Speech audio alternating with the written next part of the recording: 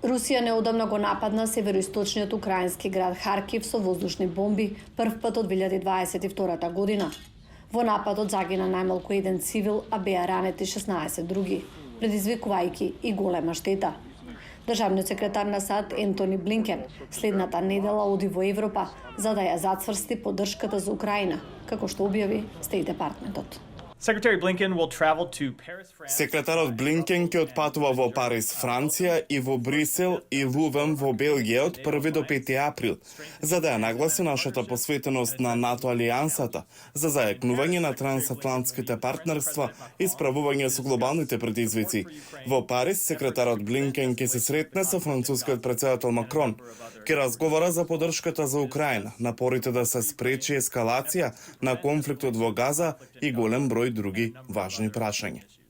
Францускиот претседател Емануел Макрон предизвика контроверзии минатиот месец, велејќи дека е императив Русија да биде поразена и дека не треба да се исклучи од и Западот можеби ќе треба да испрати војници во Украина, предлог што САД и Германија брзо го отфрлија. Експерт за гласот на Америка изјави дека верува, оти Макрон го изразува ставот, често изразен од САД, дека сите опции се можни, без да значи дека војниците ќе бидат распоредени во Украина во скоро време. Мислам, ние сме во потежок момент во однос на војната во Украина и наметнува нови предизвици и нови визици од ескалација. На некој начин САД и Франција се најотворените и најнаклонети кон прашањето за поддршка на Украина преку Атлантикот. Значи, сите причини се тука да бидеме на иста страна. Но мислам дека средбата со претседателот Макрон сигурно ќе биде многу важна за да се организира тоа. Во меѓувреме, Блинкен ќе се упати кон Европа следната недела, како што незадоволството таму и на други места расте, поради страдањата на палестинските цивили во Газа, поради војната на Израел против Хамас, назначена од САД за терористичка група. Друг експерт за гласот на Америка изјави дека во Париз и во Брисел Блинкен најверојатно ќе се соочи со сложената задача да мора да ги слуша и да ги уверува сојузниците, додека ја одржува поддршката за правото на Израел да се брани.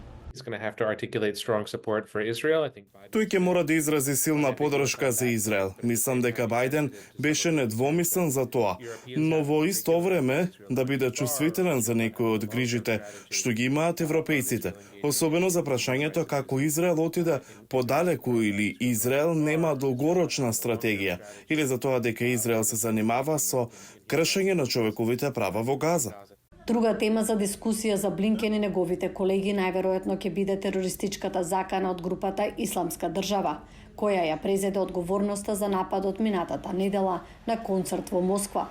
САД ги отфрлија како пропаганда обвиненијата на руските официјални лица дека Украина била вмешана во нападот.